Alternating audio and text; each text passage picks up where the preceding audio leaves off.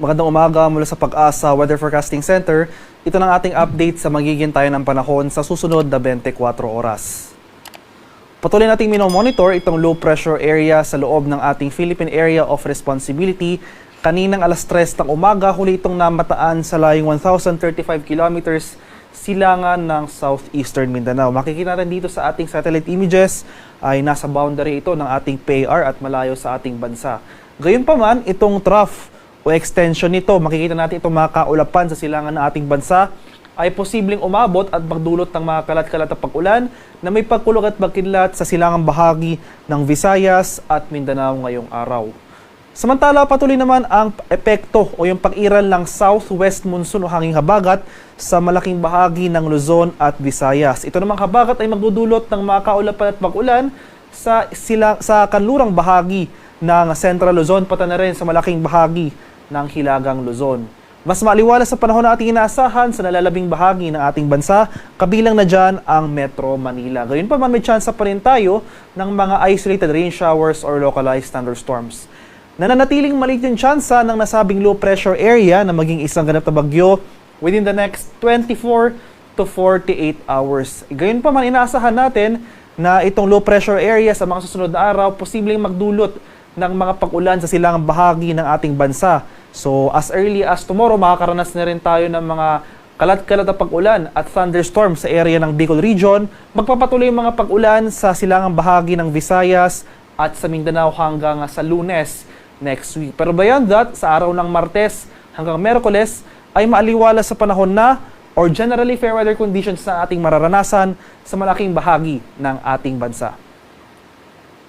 At para naman sa magiging lagay ng ating panahon ngayong araw dito sa Luzon, dahil sa patuloy na pag-iral ng habagat, asahan pa rin natin itong maulap na kalangitan na may mga kalat-kalat na pag-ulan, pagkulog at pagkidlat sa bahagi ng Ilocos Region, buong Cordillera, pati na rin dito sa Zambales, Bataan, pati na rin sa Batanes at Babuyan Islands. Kaya sa mga lugar na ito, maghanda pa rin tayo sa mga banta ng pagbaha at pagguho ng lupa dahil nga sa mga nakarang araw may mga naitala tayong malawakang pagbaha sa mga areas na ito. At kung magkaroon man tayo ng mga pag-ulan ngayong araw, maghanda tayo sa mga tsansa ng mga flash floods or landslides.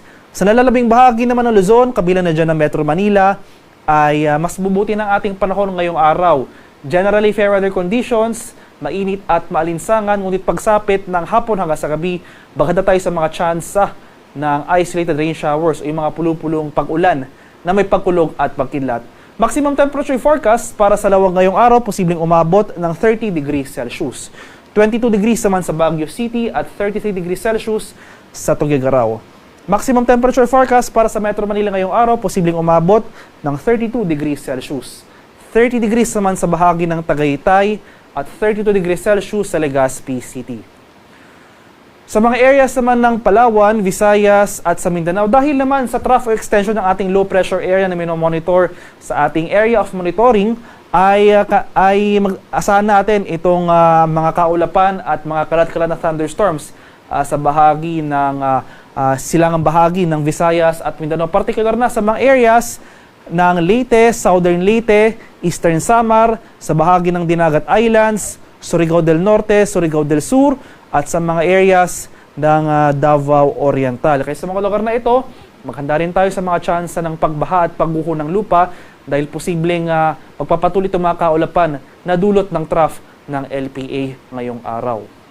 Sa nalalabing bahagi naman ng Visayas, buong Palawan at sa nalalabing bahagi ng Mindanao, ay magpapatuloy itong maaliwalas sa panahon maliban na lamang sa mga tsansa ng biglaan at panandaliang buhos ng ulan na dulot ng thunderstorms. Kadalasan yan sa hapon hanggang sa gabi.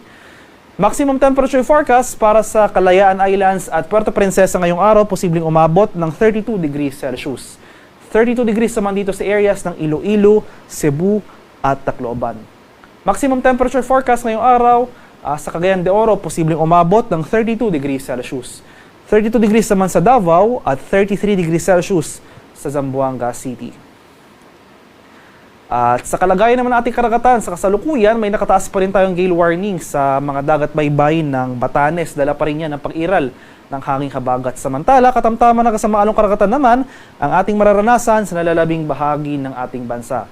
Kaya sa ating mga kababayang mangingisda at may mga maliliit na sasakyang pandagat, especially dito sa mga areas na kung saan may nakataas tayong gale warning, kung maaari ay huwag po muna tayong pumalaot dahil patuloy tayong makakaranas ng maalon hanggang sa napakaalong karagatan na dala ng southwest monsoon o yung hanging habagat. At ang haring araw dito sa Kamaynilaan ay sisikat mamayang 5:38 ng umaga at lulubog naman mamaya sa 6:27 ng hapon.